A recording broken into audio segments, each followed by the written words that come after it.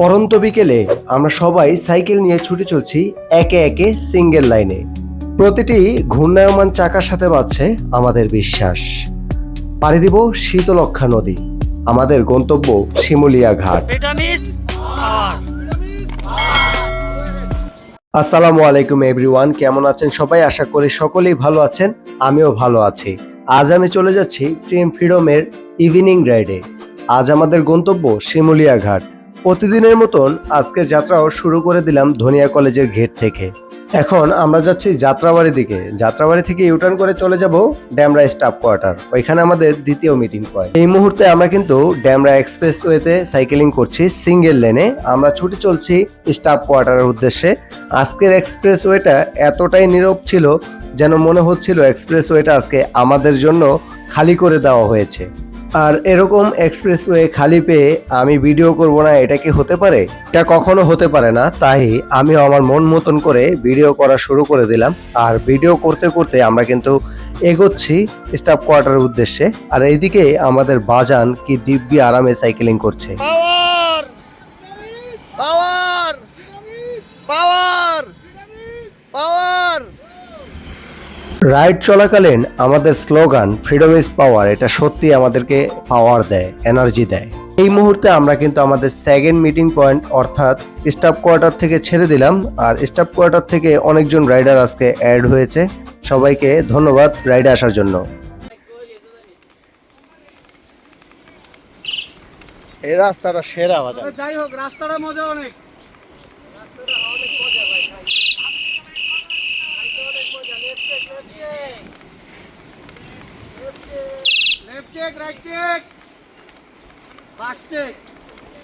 সাইকেলের পার্সের এমনি দাম বাড়ছে। মনের ভুল তো সাইকেলের বাড়িতে মন চায় না, এর ভিতরে ভাঙ্গা রাস্তা তো লইছ। জি না, এটা হচ্ছে কি ওই যে কয় না দাঁত ভাঙা জবাব দিয়ে দিব, সেই জবাব সেই জবাব দিয়ে দিতে আসি একবারে। তাহলে তো আমাদের রাইডের নাম দেওয়া দরকার ছিল ফ্রিডম দাঁত ভাঙ্গা রাইড। দাঁত ভাঙা রাইড।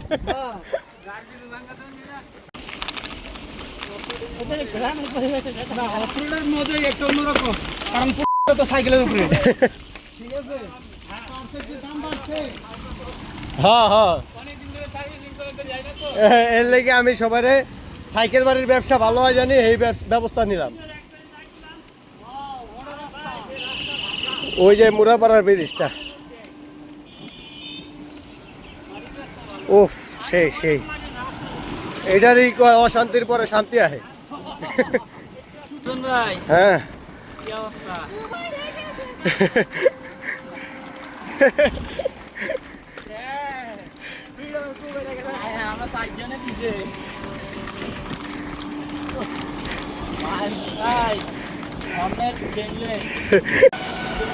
বিদায় মুরাপাড়া বিদায়, আমরা চলে যাচ্ছি, তুমি যেও না আবার।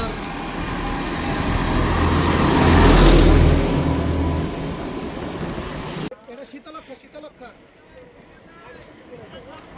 পানি তো ময়লা। না, এটার আবার একটু ভালো আছে, আঙ্গ ওই সাইডের থেকে ভালো।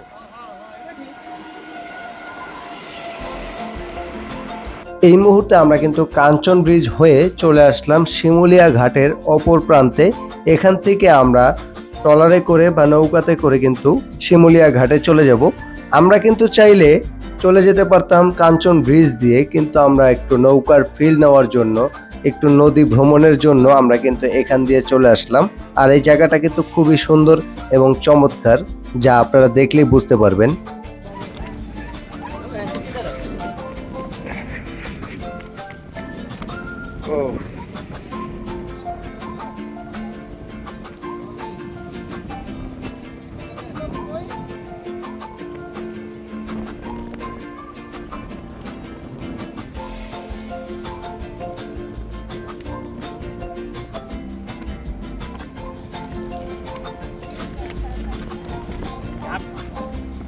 ওই যে রানা ভাইজান দেখালেন না।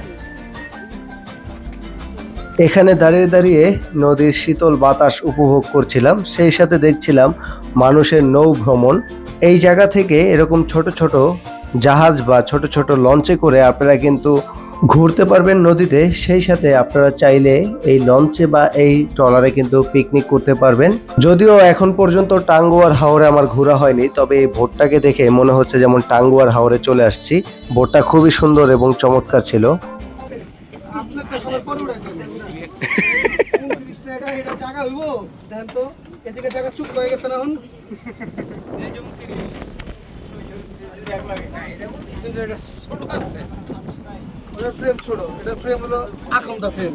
আমাদের বাজান কিন্তু প্রতিটা সাইকেলকে খুব যত্ন সহকারে এই ট্রলারে উঠায় এবং যত্ন সহকারে এখানে সাজিয়ে রাখে। দেন আমাদের ট্রলারটা কিন্তু ছেড়ে দিয়েছে। এখন আমরা চলে যাচ্ছি শিমুলিয়া ঘাটের দিকে।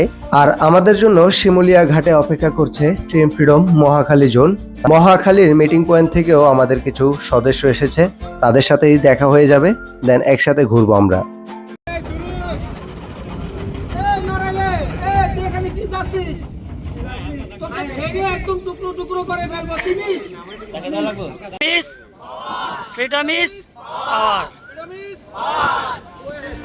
আমাদের 3টা মিটিং পয়েন্টের সদস্যরা একত্রে হওয়ার পর আমরা শিমুলিয়া ঘাটে কিছুক্ষণ আড্ডা দেই, সময় কাটাই। তারপর আমরা কিন্তু চলে যাই একটা পুরনো বটবৃক্ষ দেখার জন্য। আমাদের এই রাইডটা কিন্তু সম্পূর্ণ ইভিনিং রাইড ছিল না, আমাদের রাইডটা ছিল ডে নাইট।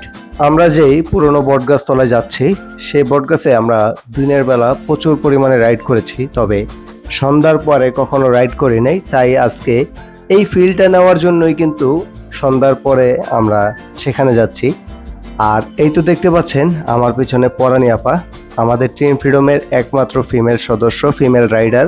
অসুস্থ হওয়া সত্ত্বেও আপা কিন্তু রাইডে চলে আসছে, যেন সাপ্তাহিক রাইড মিস না হয়ে যায়। আর রাইডে আসলে আপার কাছে খুবই ভালো লাগে। সবাই আমাদের পরানি আপার জন্য দোয়া করবেন, উনি যেন আরও ভালো সাইকেলিং করতে পারে। দেন আমাদের সাথে সকল রাইডে অংশগ্রহণ করতে পারে। 100 কিলো 200 কিলো সকল রাইডগুলোতে আপা যেন অংশগ্রহণ করতে পারেন। ওই বামে একটা আছে বটগাছ।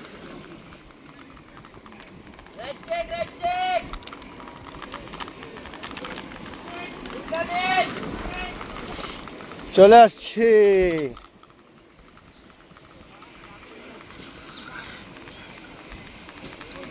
বামে থামবো।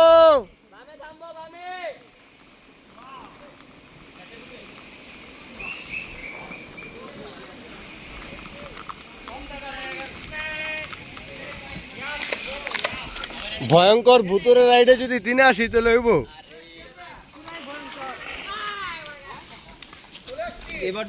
কই বাজান, ভয়ঙ্কর ভূতের রাইডে যদি দিনের বেলা হইতে তো মজা পাবো না।